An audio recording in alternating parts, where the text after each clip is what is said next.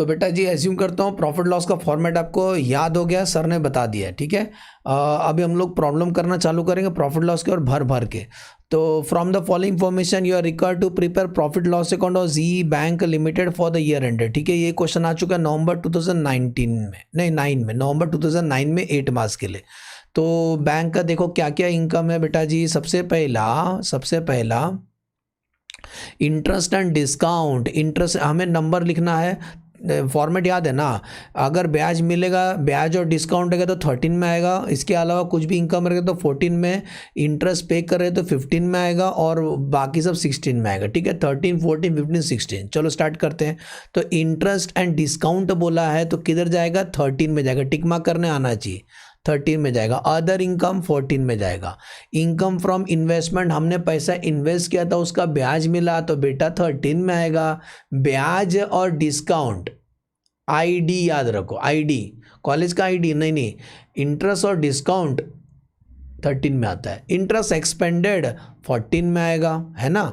Operating expense 16 में आएगा। Interest on balance with RBI, कुछ पैसा पप्पा के पास रखे थे, पप्पा ने हमें ब्याज दिया, 13 में आएगा, समझा। रिबेट ऑन बिल डिस्काउंट क्या होता है, कुछ डिस्काउंट का मैच्योरिटी भविष्य में होने वाला, आज उसका मैच्योरिटी नहीं, जिसको आप प्रीपेड बोलते हो। प्रीपेड आप क्या करते हो, लेस करते हो ना, वैसे कुछ डिस्काउंट फ्यूचर में कमाने वाले हो, आज नहीं। तो ये हमारा लाइबिलिटी, इसीलिए हम इसको लेस कर देंगे। कहाँ से लेस करेंगे, लेस फ्रॉम शेड्यूल नंबर 13। 13 मतलब किससे लेस करेंगे, less from interest and discount. कहाँ से लेस करेंगे, less from interest and discount से, समझे बेटा जी। रिबेट, क्लोजिंग वाला रिबेट लेस होता है और ओपनिंग वाला ऐड होता है। अब ये दिया है क्लासिफिकेशन ऑफ एडवांस, एडवांस को क्लासीफाई करने को देंगे तो प्रोविजन करना पड़ता है। स्टैंडर्ड एसेट, सब standard, doubtful, not covered by security, doubtful covered by security, उसमें अप टू 1 ईयर वाला है, 2, 3, 4। और लॉस सेट और बोलता है टैक्स का प्रोविजन करो 35%। प्रॉफिट लॉस का ओपनिंग है, क्रेडिट बैलेंस मतलब ओपनिंग है, सुने, ओपनिंग। तो एक बार पढ़ लिए तो सॉरी, एक बार पढ़ लिए तो प्रॉफिट लॉस का फॉर्मेट बना लो। हम लोग पहले शेड्यूल ही कर लेते हैं, शेड्यूल। तो शुरू करता हूँ मैं शेड्यूल नंबर 13। एक पेज का प्रॉफिट लॉस बनाओ, नेक्स्ट पेज पे सीधा शेड्यूल चालू करने का। शेड्यूल नंबर 13 किसका बनाते हैं हम लोग, interest and discount, interest earn. तो चलो 13 कंप्लीट करते, याद करो इंटरेस्ट एंड डिस्काउंट मिला है ना, कितना मिला इंटरेस्ट एंड डिस्काउंट, तो लिखेंगे उसके अंदर इंटरेस्ट एंड डिस्काउंट। रुको थोड़ा यहाँ से लिखता हूँ, इंटरेस्ट एंड डिस्काउंट। तो कितना मिला इंटरेस्ट एंड डिस्काउंट, 44 लाख मिला है। और इसमें से लेस करना है हमें रिबेट, तो रिबेट कितना है, 15,000 रिबेट लेस कर देंगे तो आंसर कितना बचेगा, 44 लाख माइनस 15,000, आंसर आता है 43,85,000, समझा। और कौन सा 13 ढूंढो, 13 मिले सुर मेरा तुम्हारा, 13 तेरा सरूर। इंटरेस्ट ऑन इन्वेस्टमेंट कितना मिला है, 5,000, कोई एडजस्टमेंट नहीं है। और interest on balance with RBI, interest on balance with RBI कितना है वो, 25,000। बस हो गया, कब तक बर्दाश्त करे सर, प्लस कर दो, 43,85,000 प्लस 5,000 प्लस 25,000, टोटल आता है 44,15,000। ये कंफर्म आंसर है। तो इसको कहाँ लिखेंगे, इसके नज़र के सामने, जिगर के पास, कितना, 44,15,000, समझे। इनकम में पहला शेड्यूल का मिल गया, इंटरेस्ट। और किसी को देखना होगा तो उसको क्लिक करेगा तो सीधा उधर जाना चाहिए, hyper link. 44,15,000 is the interest earn. आगे बढ़ते हैं, शेड्यूल नंबर 14 अदर इनकम। तो लिखेंगे अगला शेड्यूल नंबर 14, समझ आए, वर्किंग कर रहे हैं और कुछ नहीं, अदर इनकम। तो कुछ भी आपको एक से ज़्यादा चीज़ लिखना है, काटम कुटी करना, उधर मत करो, साइड में वर्किंग जैसा करो, ठीक है। अदर इनकम कोई है क्या, देखो एक तो 14 अदर इनकम है, और रुको 13 14 ये 15 आएगा, यहाँ गलती से लिखा मैंने, हाँ आप समझ गए ना, 15 इंटरेस्ट एक्सपेंस 15 में आएगा, गलती से लिखा था। अच्छा, अदर इनकम 1,25,000 अदर इनकम एक ही है, अकेले अकेले कहाँ जा रहे हो, हमें साथ ले लो जहाँ जा रहे हो। 1,25,000 अदर इनकम की ये बेचारा अकेला, ये शादी नहीं किया। आगे बढ़ते 14 में और कुछ नहीं आएगा दूर दूर तक, तो 14 का आंसर कितना लिखे 1,25,000। तो इन दोनों को प्लस कर लो, 44,15,000 प्लस 1,25,000 टोटल आता है 45,40,000। कन्फर्म है इसीलिए लिख देता हूँ। अब आते हैं इंटरेस्ट एक्सपेंडेड। तो शेड्यूल नंबर 15 इंटरेस्ट एक्सपेंडेड।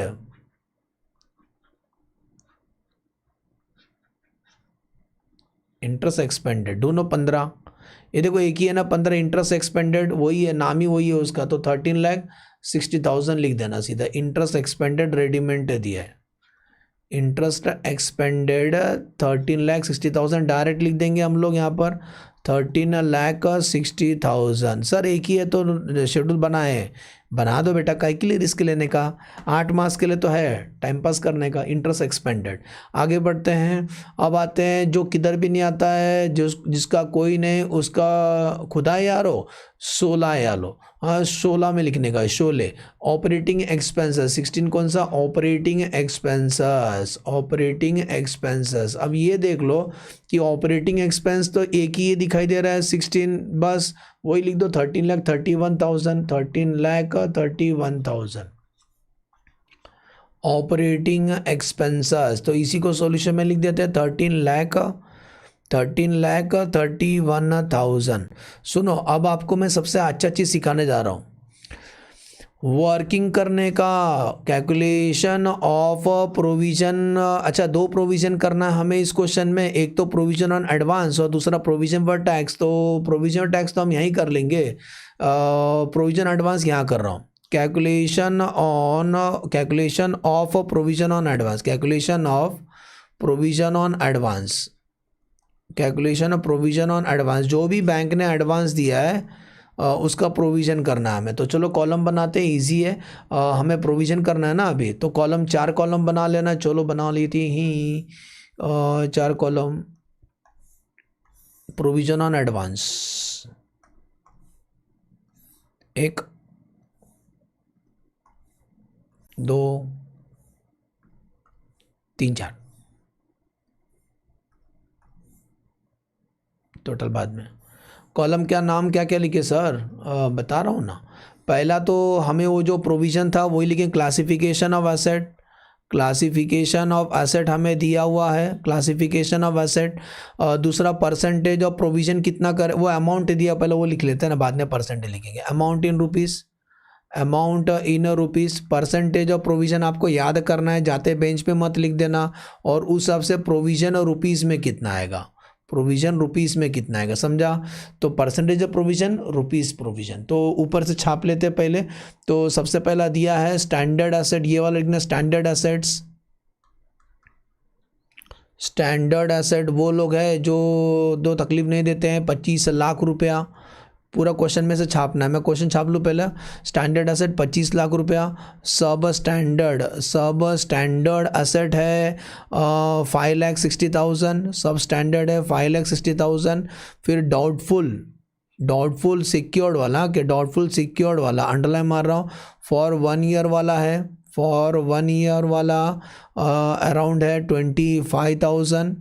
सब एक बार दिखा देता हूँ लिखने के बाद। फॉर 2 ईयर वाला है 50,000, फॉर 3 ईयर वाला भी है 1 लाख, फॉर 4 ईयर वाला भी है 75,000, और 5 ईयर वाला नहीं, डाउटफुल अनसिक्योर्ड वाला भी है। तो not covered by any security 2,55,000 है। अच्छा का लाइन ही ड्रॉ किया मैंने। और एक लास्ट में है लॉस एसेट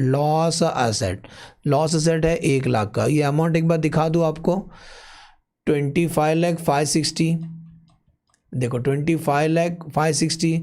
बाद में देखो 1 2 3 4 का 25 50 1,75,000 2550 1,75,000 बराबर लिखा है सर ने। ओके, अब आ जाओ, जो स्टैंडर्ड असेट है उस पे प्रोविज़न आपको याद करना है। इस पे प्रोविज़न कितना करना है? 0.40%। सब स्टैंडर्ड पे कितना करना है? 15%।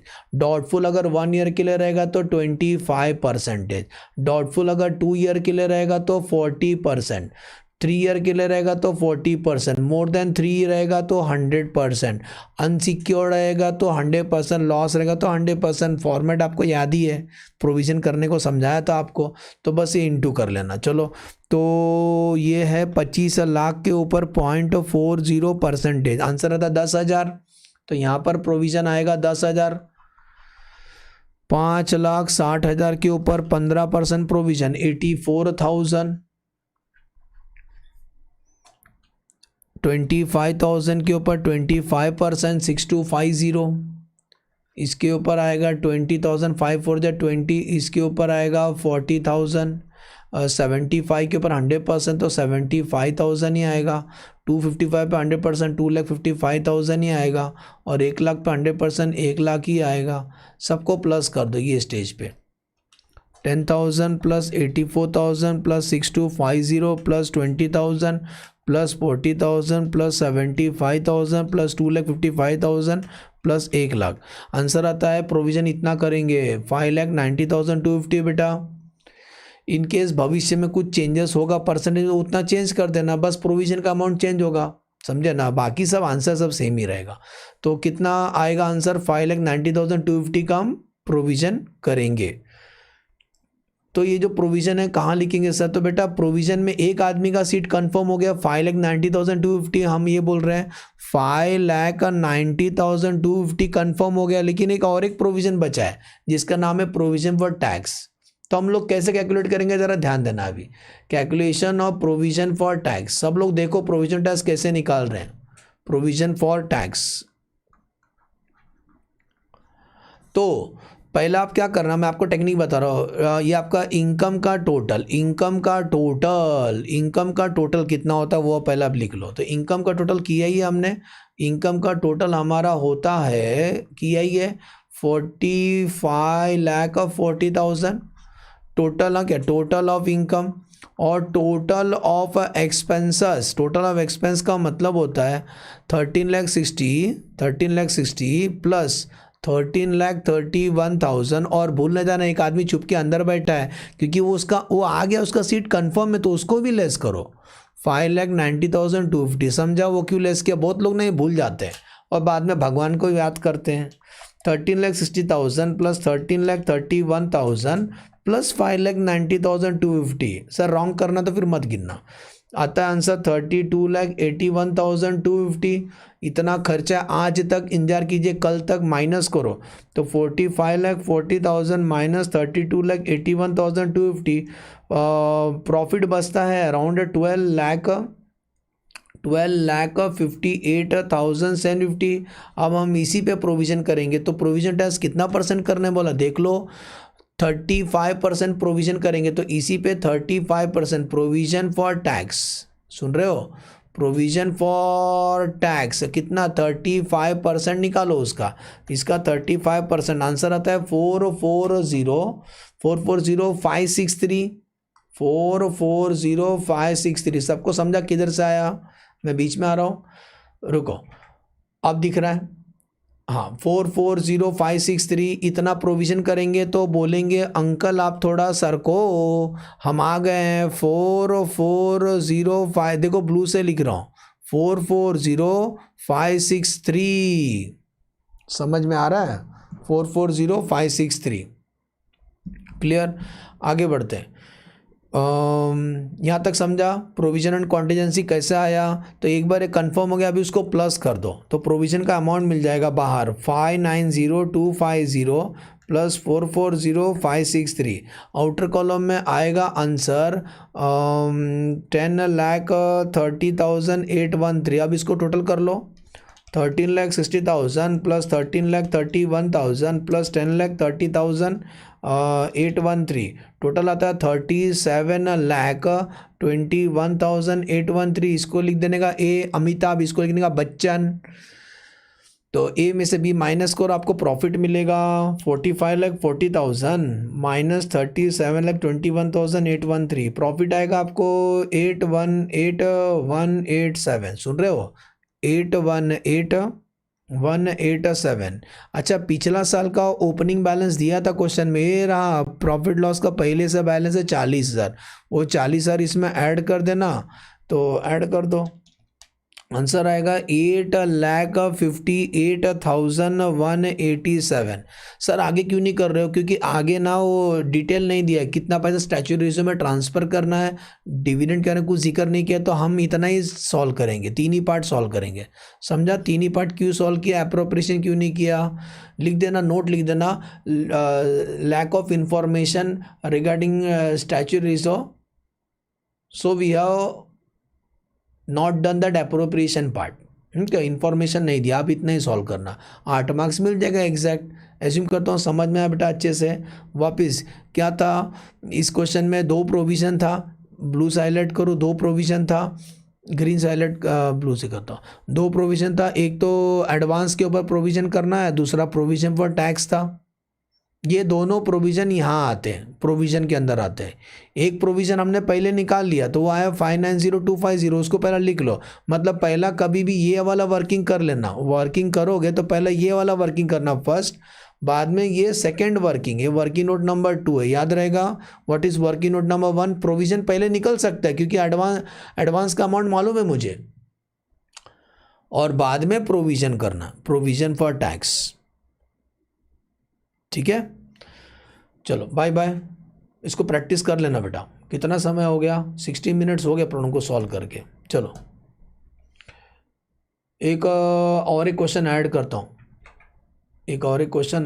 हूँ, इसी में, रुको, नेक्स्ट क्वेश्चन करता हूँ, फिर एक और एक, ताकि एक बार में 2 प्रॉब्लम आप समझ जाओ। अब हमने किया था ये जो क्वेश्चन हमने किया था एग्ज़ाम क्वेश्चन था। अगला प्रश्न उठाते हैं, बैंक से रिलेटेड।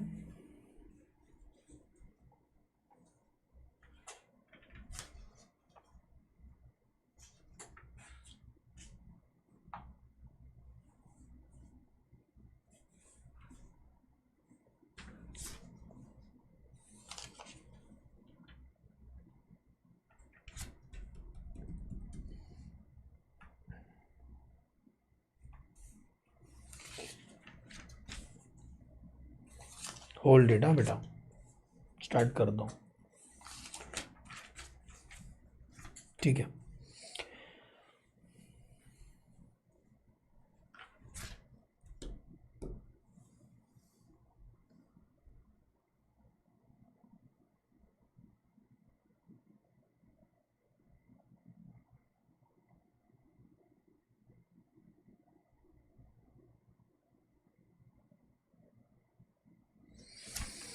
तो अब हम लोग जो प्रॉब्लम उठाने जा रहे हैं, ये मई 2011 में आ चुका है। सुन रहे हैं, मई 2011 में आ चुका है। तो करते हैं प्रोविज़न इसका भी, मई 2011 में।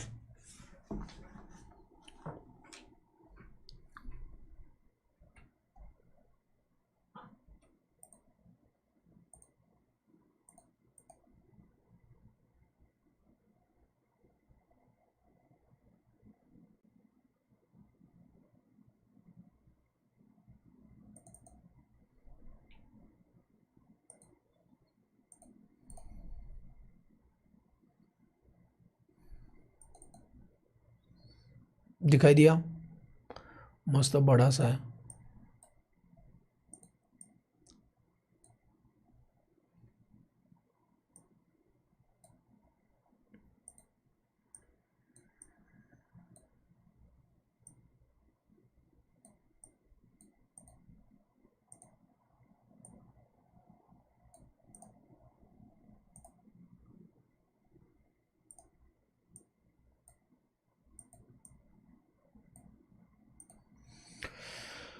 ओके, क्वेश्चन दिख रहा है बेटा, मई 2011 का।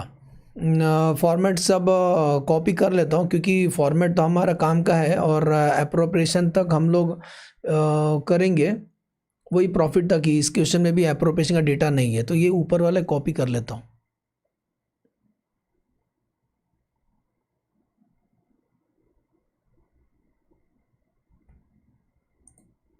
आप बना लो एक पेज का फटाफट, मैं आपके लिए इंतजार कर रहा हूँ, सुन रहे हैं? आप बना लो, मैं भी स्टार्ट ही करता हूँ। तो प्रॉफिट एंड लॉस, हाँ एक बार थोड़ा सा झाड़ू मार दूँ, स्वच्छता अभियान। फॉर्मेट तो याद हो जाएगा ना आपको यार, इसमें याद करना क्या है। तो ये प्रॉफिट लॉस आएगा इधर पे, आगे का डेटा नहीं दिया तो आगे नहीं सॉल्व करने का, आगे का डेटा नहीं दिया तो सॉल्व नहीं करने का, लिखा भी रहेगा तो डैश कर देना, सुन रहे हो? लिखा होगा तो डैश कर देना, जितना बताया उतना ही सॉल्व करने का, ठीक है? ये लाइन कम कर देते हैं।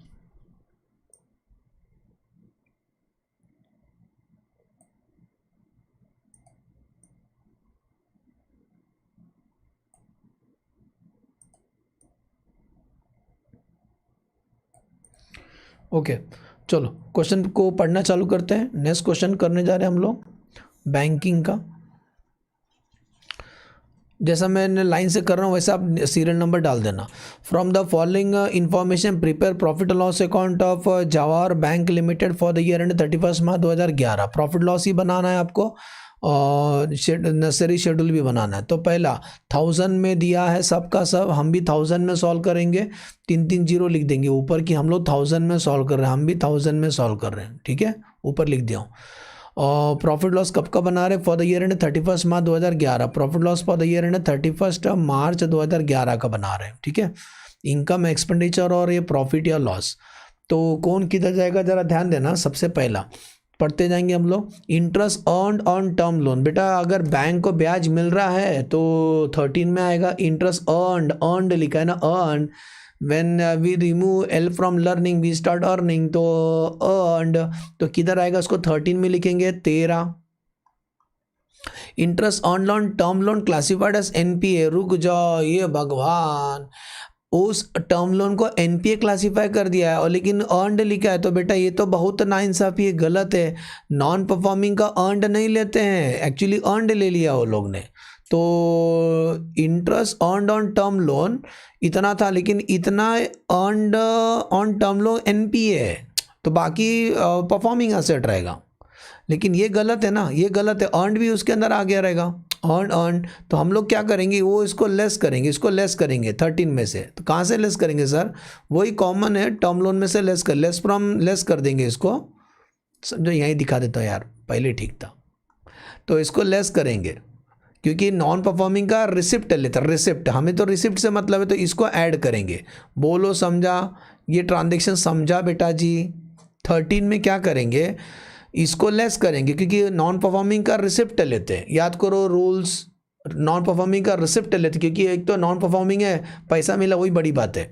तो ये जो मिला हुआ ऐड करेंगे, ये लेस करेंगे। आगे बढ़ते, इंटरेस्ट CC&OD 13 में आएगा। जो भी ब्याज मिलता है, कभी भी ब्याज मिलता है 13 में आएगा, सुन रहे हैं? ब्याज मिलेगा 13 में आएगा। आगे बढ़ो, interest earned but not received on cash credit OD on NPA। Earned हुआ है लेकिन मिला नहीं है, तो भाई साहब तू क्या कर रहा है? तो इसको भी लेस कर देंगे, इसको हम लेस कर देंगे, इसी के अंदर से लेस कर देंगे, समझा? क्योंकि अर्नड हुआ है लेकिन मिला नहीं है, NPA, तो लेस कर देंगे। इंटरेस्ट ऑन डिपॉजिट, कुछ पैसा हमने डिपॉजिट रखा था, उस पर हम ब्याज देते हैं, डिपॉजिट पब्लिक रखती है तो हम ब्याज देते हैं, तो 13, 14, 15 में आएगा। इंटरेस्ट ऑन डिपॉजिट किधर आएगा? 15 में आएगा। कमीशन 14 में, कमीशन इनकम है ना, 14 में आएगा। Profit on sale of investment, याद करो प्रॉफिट हो लॉस हो 14 में लिखने का। प्रॉफिट ऑन रिवॉल्यूशन इन्वेस्टमेंट 14 में आएगा। Income from investment, income from investment, हमने कुछ पैसे इन्वेस्ट किया तो उसका ब्याज मिला, तो कहाँ लिखेंगे? ब्याज, ब्याज और डिस्काउंट, ID याद रखो, तो 13 में लिखेंगे। ठीक है, यहाँ तक समझा? आगे बढ़ते हैं। Salaries and bonus, salary bonus allowances दिए हो 16, रेंट पे किए हो 16, printing 16, director 16, law charges 16, repair 16, insurance 16। वाह, सबका सब 16 में आ जाएगा पूरा का पूरा। अदर इन्फॉर्मेशन कुछ दिया है, बोलता है प्रोविज़न करो, खतरा है, रिस्क है तो इश्क है। तो स्टैंडर्ड असेट्स के ऊपर हम प्रोविजन करेंगे, doubtful for 1 year, doubtful for 2 year. Loss at investment दिया हुआ है, क्या के लिए दिया है, पढ़ो इंग्लिश, बड़ा अच्छा एडजस्टमेंट है, बोलता है ऐसा एडजस्टमेंट 2-3 बार आ चुका है। Bank should kept more than 25 not keep, bank should not keep more than 25% investment as held for maturity. मतलब 25% इन्वेस्टमेंट हमने मैच्योरिटी के लिए रखा, मतलब जितना आप बोलोगे वो जो पैसा इन्वेस्ट किया वो मैच्योरिटी को ही हम पैसा लेंगे, समझे ना। बैंक ने कुछ पैसा स्पेसिफिक काम के लिए रखा है, वो उसको उस मैच्योरिटी के टाइम पे हम जितना रहेगा हमें उतना मिलेगा। लेकिन बाकी मार्केट वैल्यू, इसका मतलब बाकी 75% हम लोग मार्केट वैल्यू पे शो करेंगे। मार्केट वैल्यू बदलेगा तो हम भी बदल देंगे। तो बोलता है market value of the best 75%, market value of the best 75% investment is 9 lakh. तो इन्वेस्टमेंट का अगर भाव कम हो गया तो उसका हम प्रोविजन करेंगे, समझे। Yes sir. तो चलो शुरू करते हैं। ये हमारा प्रॉफिट लॉस तो बन के तैयार हो गया। शेड्यूल हम लोग यहीं से बनाना चालू कर देते हैं क्या। तो शेड्यूल नंबर 13 शुरू करते हैं। इंटरेस्ट क्या अर्नड, इंटरेस्ट अर्नड, अच्छा सब 1000 में, तो ऊपर साइड में लिख भी दिया, भड़कना नहीं, हाँ सब 1000 में। तो इंटरेस्ट अर्न, तो चलो 13 वाला आइटम लिखेंगे। इंटरेस्ट अर्नड ऑन व्हाट लिखेंगे sir, interest earn on term loan, interest on term loan. अभी जो कैलकुलेशन है ना ब्रैकेट में दिखाओ तुम उनको। 17.26 में 4.52 लेस किया मैंने और 2.04 ऐड किया। क्यों कर रहे हैं ऐसा, क्योंकि एनपीए का रिसिप्ट लेते हैं, अर्नड नहीं लेते। तो एक को हकल दिया, दूसरे को ऐड किया, तो ऐड लेस करो। तो 17.26 माइनस 4.52 प्लस 2.04, आंसर आता है 14.78। समझ में आ रहा है 14.78, यस सर। और कौन 13 में आएगा, interest on cash credit, interest on cash credit CC and OD overdraft कितना था वो, इसका भी कैलकुलेशन है 38.54 है ना, उसमें से ये लेस करो 8.39, ये बिंदु बराबर डालो। 38.54 माइनस 8.39, आंसर आता है 30.15।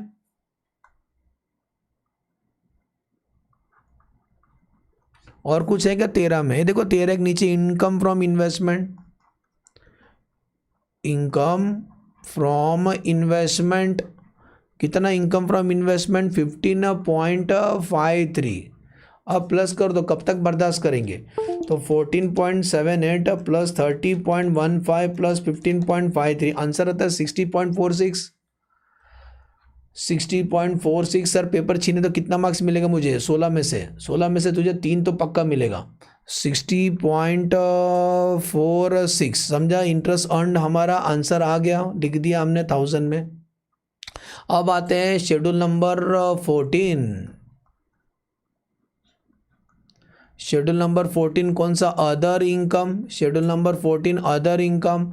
अब जो जो अदर इनकम है उसको वहाँ ही लिखेंगे हम लोग। Schedule number 14 other income. Okay, तो चलो ढूंढ लेते हैं 14 14 14 14। ये देखो कमीशन, कमीशन कोई कैलकुलेशन नहीं है, सीधा आउटर में लिखते हैं कमीशन कितना है, बहुत दूर दूर अमाउंट है यार।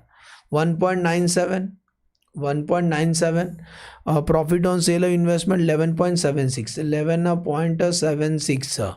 तो profit on sale of investment, profit on revaluation of investment 2.76, profit on revaluation of investment 2.76। 14 का 3 ही आइटम था तो तीनों को प्लस कर दो। 1.97, 1.97 प्लस 11.76 प्लस 2.76, आंसर आता है 16.49। ये आंसर इसके सामने लिख दो। दो समझा, 13 14, इन दोनों को प्लस कर दो और कोई नहीं आने वाला घर में। 16.46 प्लस 16.49, आंसर आता है 76.95। बोलो बेटा जी, यहाँ तक समझा। अब आते हैं ब्याज जो तुमने दिया है उसका बनाएंगे। Schedule number 15, schedule number 15 interest expanded, interest expanded, जो जो ब्याज बैंक देती है अकाउंट होल्डर को, बैंक वाला दूसरा बैंक को, वो बनाएंगे तो शेड्यूल नंबर 15 वाला आइटम है क्या? Yes, interest on deposit 27.2 interest on deposit, interest on deposit. लेकिन है भाई साहब और कुछ भी नहीं तो सीधा सीधा ये लिख देंगे 27.20, एक ही है तो टोटल नहीं करने का। अब आते हैं schedule number 16 operating expenses, operating expenses. तो ऑपरेटिंग एक्सपेंस में क्या लेंगे? दोनों जो जो ये 16 वाला लिखे पूरा छापो ऊपर वाला।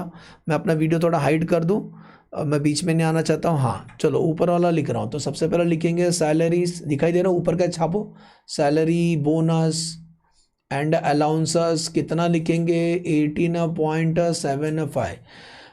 रेंट देखो कहीं और लिखो कहीं और, कोई भी आपको चकना नहीं बोलेगा। रेंट टैक्स एंड लाइटिंग, हाँ तो कितना था देखो 1.70 बरोबर। प्रिंटिंग एंड स्टेशनरी कितना 0.775 रे, 0.75।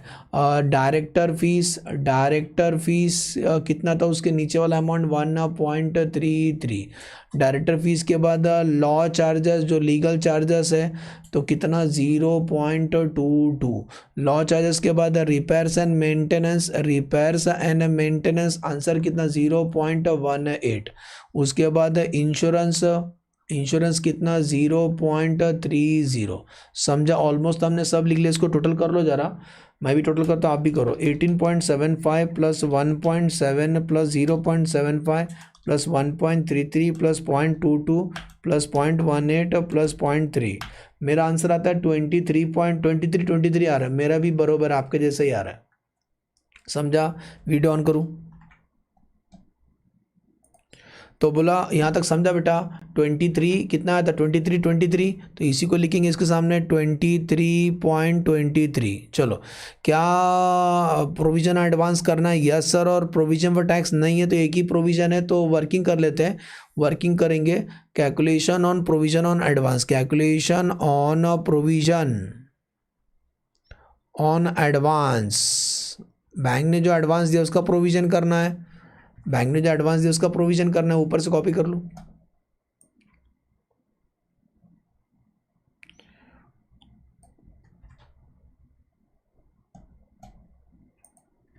अब बनाओ बनाओ, मैं रुका हूं आपके लिए। तो क्वेश्चन में आ जाओ फटाफट और अब बनाओ जल्दी, मैं रुका हूं आपके लिए। वीडियो पॉज कर देना चाहिए तो वीडियो पॉज कर देना। ये रुको, नंबर हटा लें तो मुझे।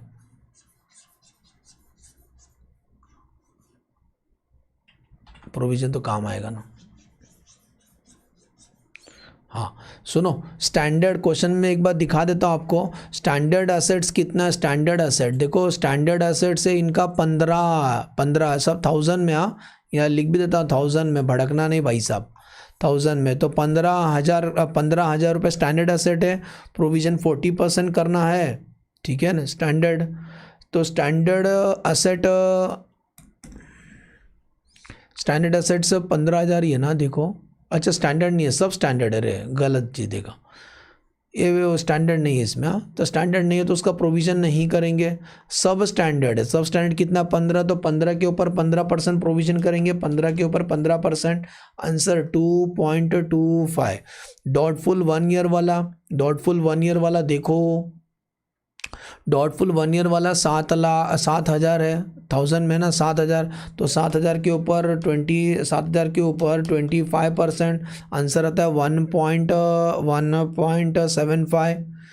नेक्स्ट उसके बाद देखो कितना है। डॉटफुल फॉर 2 ईयर है 2.40, डॉटफुल फॉर 2 ईयर 2.40, इसके ऊपर 40% प्रोविजन, तो 2.40 के ऊपर 40% प्रोविजन करना है, तो आंसर 0.96। आगे बढ़ते हैं। और कुछ है क्या?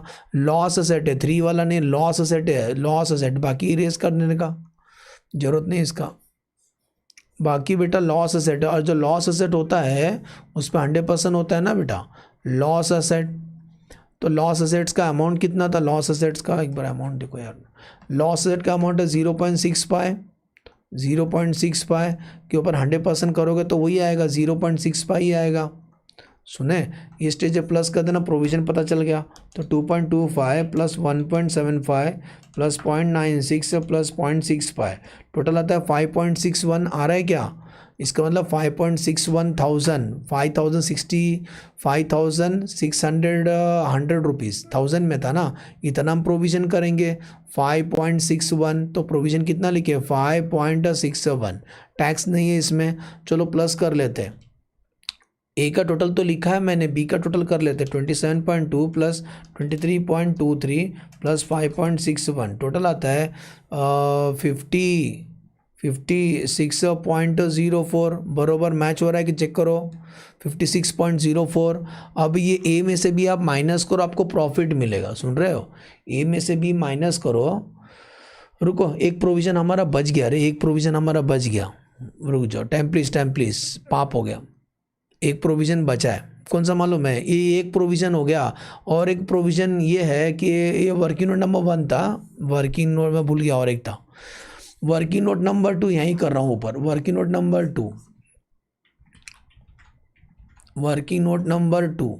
सुनो, ये इन्वेस्टमेंट के बारे में 25% इन्वेस्टमेंट छोड़ दो, 75% इन्वेस्टमेंट मार्केट भाव पे शो करना है। तो इन्वेस्टमेंट कितना ढूंढो, गूगल सर्च, इन्वेस्टमेंट दिए थे किधर, तो ये क्या इन्वेस्टमेंट नीचे दिया मिला, इन्वेस्टमेंट 3700, हाँ, तो जो भी इन्वेस्टमेंट है देखते हैं उसका भाव कम हो गया कि ज़्यादा हो गया। सुनो, तो इन्वेस्टमेंट 75% कॉस्ट ऑफ 75% इन्वेस्टमेंट कितना आएगा?